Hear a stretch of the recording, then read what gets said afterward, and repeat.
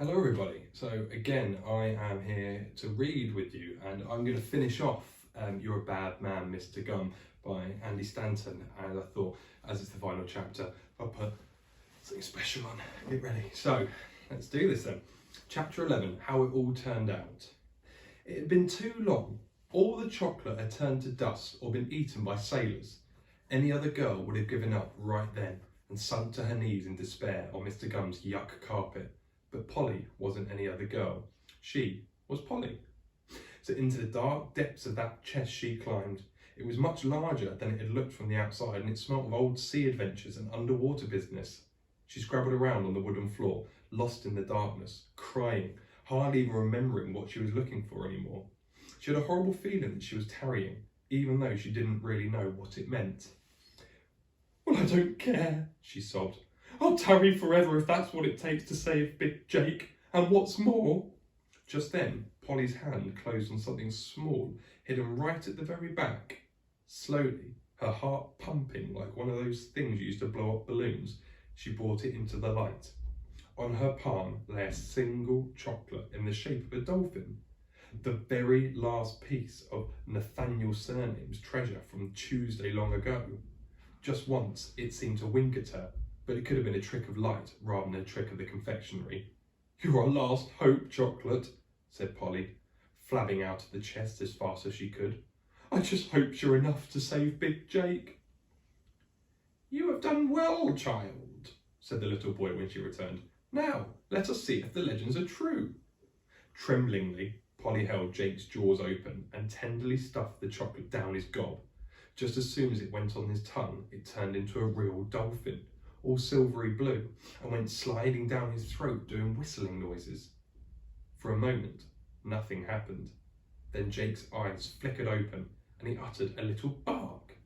It felt good, so he did another one, a little bit louder and stronger than at first. With that second bark, the day was saved and the bad stuff was at an end. The angry fairy disappeared in a puff of blue smoke that smelled like bacon and eggs, and the sun came out and started doing its magic tricks again. Even better ones than before, with real cards this time. The moles bounced up and down with glee, and the butterflies punched their little fists into the air in triumph. Jake got up and did a victory lap around the garden to show he was back for good. Then he did a victory lick of Polly's face with his big pink doggy tongue until she was giggling herself like a werewolf. "You're no ordinary lad," said Friday, turning to the boy. "Who are you really?" "I am the spirit of the rainbow," answered the boy, "and it is my job to make the world glow with happy colours so we can all live peacefully together." "Spirit!"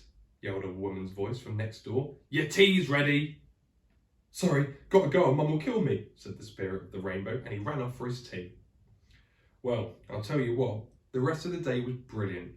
Friday and Polly marched into town on Jake's broad back, and all the animals danced capers about them, and a squirrel puked up from all the excitement, and everyone laughed.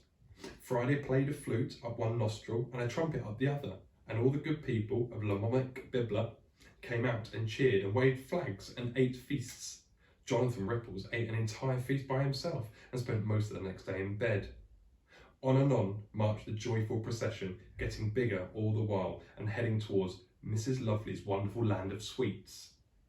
But as they were crossing the town square, Mrs. Lovely herself ran up to greet the heroes. Apart from a chicken liver hanging from one arm, the courageous woman was fully recovered from the wars against Billy William III. When he saw Mrs. Lovely, Friday's eyes went all shiny with admiration once again, and feelings swept over him like rocket ships. He got down on one knee in the middle of the town square, then he got down on two knees. Then he got down on three knees, which hardly anyone else in the world can do.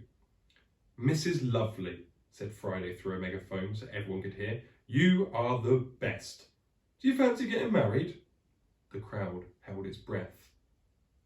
A mole did a dramatic drum roll with a drum and a bread roll. "All right," said Mrs. Lovely. "I wasn't doing anything this weekend anyway."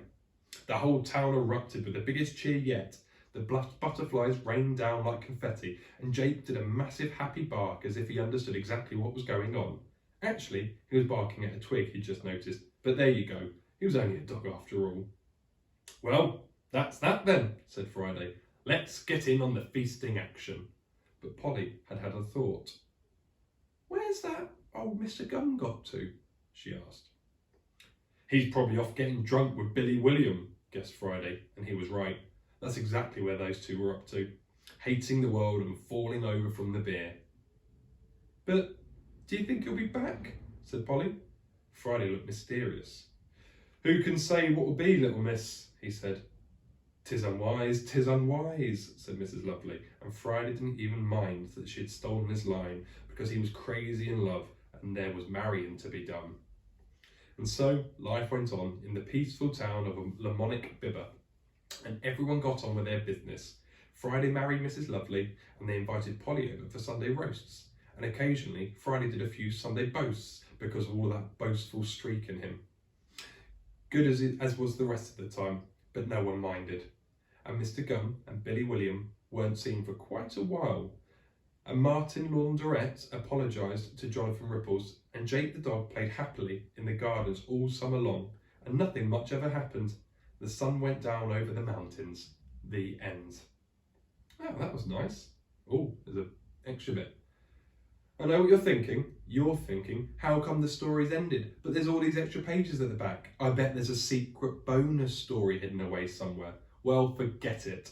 The rest of these pages are just blank, empty space with nothing written on them. Certainly not a secret bonus story. Just put the book down right now. It's over. Go and hassle your mum for a biscuit or something. Stop looking for a secret bonus story. There isn't one. Just accept it. See? Blank, empty space. That's all. The rest of this book is just blank, empty space. Blank, empty space. Blank, empty space. The rest of this book is just blank, empty space. Tra-la-la-la. Still a few more pages. Are you still here? Look, I'm not going to tell you again. There is no secret bonus story. This is the end of the book. The end. Game over. Go home. Bye-bye. Guess we just leave it then. Secret bonus story. Friday O'Leary explains the universe. One day, Polly and Friday were strolling down the Lamonic River, where the water rushes grow. It was one of them brilliant afternoons where the sun's shining and there's no school because it burnt down, or it's Saturday or something, and there's hardly any wasps around to muck things up. Friday, said Polly thoughtfully, I'm only a little girl and that, and I don't know nothing about the universe and stuff. Can you help me out with some of your wisdoms? I'm glad you asked me that, said Friday, because the universe is my specialist subject and I am the winner of quizzes where that's concerned. But let us sit neath that apple tree in the old meadow yonder, for that is the best place to hear my famous teachings. So off they yondered to the old meadow and sat themselves down neath the apple tree, and there Friday began spreading his tremendous knowledge. A million years ago, before your uncle was born, he began, a tiny piece of cheese was floating in the middle of space, when suddenly everything went crazy. It did a big bang and went flying everywhere, like an old lady at a jumble sale. For a minute or two, everything smelt of cheese. Then suddenly, planet Earth appeared because of scientific chemicals, and the next thing you know, creatures started growing in the sea. What sort of creature? Asked Polly. A grey one, with teeth and a necklace, replied Friday, nodding wisely. It soon got bored of just swimming around all day, so it got out of the sea, shook itself off and started eating plants and dirt. One day, no one knows why, it turned into a woolly mammoth and got stuck in the ice. Then cavemen appeared, Rome fell down in an earthquake, Shakespeare invented writing and football, everyone died of the plague, bloke discovered America under a bush, and here we are all today in modern times, walking about with computers up our noses. I see, said Polly. What about all them other planets, like Mars and Jupiter and Venice? But Friday's only answer was a happy snore, for spreading knowledge is a tiring business, and besides, it was comfortable beneath the tree. As Polly walked home, she thought about how lucky she was, because some children haven't got teachers of the universe like Friday to do wisdoms on them, she thought. So how are they going to learn about things properly? It's a shame, that's what I says. And as for the teacher of the universe himself, he spent the rest of the afternoon asleep in the meadow, and then he woke up on a horse and it was licking his arm. The end. The actual end. Ah, very nice. Thanks. Well, I hope you enjoyed that. I really did. So thank you for sharing that with me, and see you again soon. Bye bye.